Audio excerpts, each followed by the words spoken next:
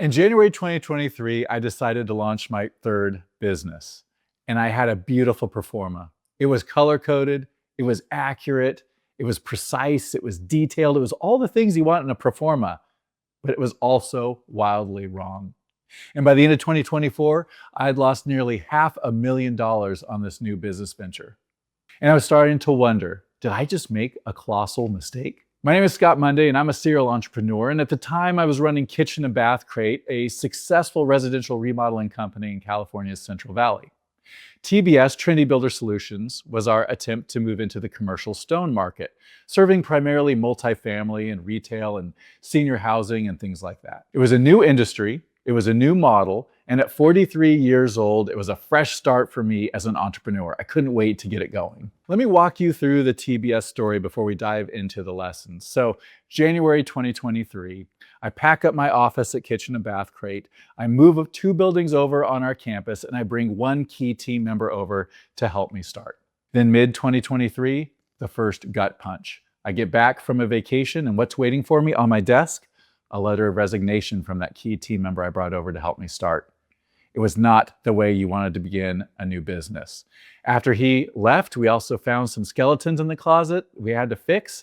And so once again, in the first year, out the gate, immediately something that happened that I wasn't exactly a fan of. Another thing that I noticed pretty quickly in 2023 is that my original assumption that our sales cycle would be about 6 to 9 months from when we signed a contract till when we started incurring revenue turned out to be 12 to 18 months. My Proforma was off by a factor of 2. The next thing that popped up was the fact that all this COVID money that was printed in 2020 and 2021 started driving up inflation and driving up interest rates. The effect on the multifamily housing market was palpable. These projects that penciled at 4 to 5% interest no longer penciled at 7 to 8%. By the end of 2023, we had only billed $289,000 of revenue, and we had lost $239,000. But we pressed on into 2024. By the end of 2024, we started to see some glimmers of hope. Some of these relationship seeds that we had planted were starting to bear fruit, and we felt really good heading into 2025.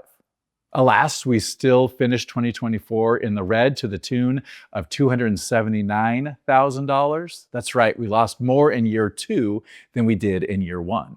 And the decision to keep going wasn't easy. Was I supposed to take this thing out behind the barn and shoot it at the end of year 2?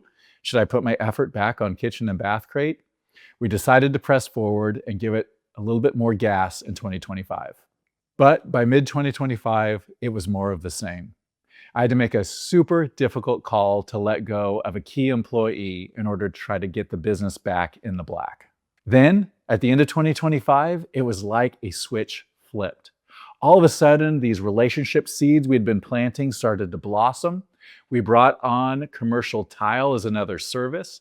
We brought a key team member over from Kitchen and Bath Crate with 20 plus years of experience in this sector to help us really accelerate the growth. And ending in 2025 and into 2026, it was taking off like wildfire. So here are my 4 lessons I learned in this very painful journey of starting TBS. Number 1, forecasting a new business is mostly fiction. I have a business coach, Greg, and he always likes to say if he looks at a Proforma, he takes the revenue and cuts it in half, and he takes the expenses and doubles them, and that's really what the entrepreneur should expect to experience in the first 3 to 5 years. The lesson here, hold your Proforma loosely and pivot quickly. Lesson number 2 for me was external forces are definitely going to happen, and you have to be expecting them to occur. You can't control the macro of what happens. You can't control interest rates. You can't control inflation, but you can control how quickly you pivot when presented with new information. Lesson number 3, and this is a personal one.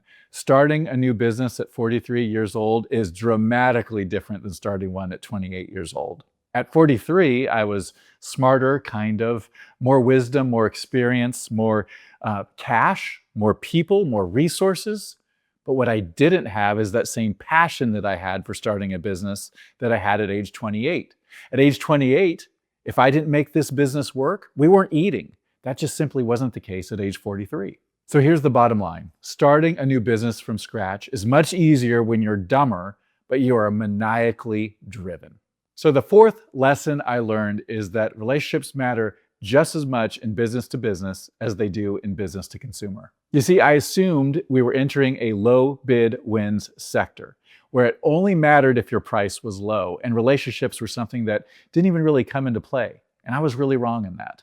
By mid-2024, we totally changed our approach with our customers. We started building relationships, we started planting seeds, we started really investing in those connections with the decision makers at the general contracting companies. And at the end of the day, I realized what Joey Coleman said is absolutely true. It may be business to business, but it's still human to human. So here's the deal. TBS is not a success story yet, but it's also not yet a cautionary tale. I would do every bit of this again. The things I've learned in the last 39 months of having my face absolutely rubbed into the ground have been really important and really impactful. I think it's made me better as a leader and better as a business owner and entrepreneur. So here's my question for you. Have you ever built something on assumptions that turned out to be completely wrong? I'd love for you to let me know your story in the comments. Once again, my name is Scott Monday, and I have a couple resources for you to check out. Number one is my Substack that I write every week. And also I produce videos like this about every week or two about business concepts, things like this. I call this series From the Trenches.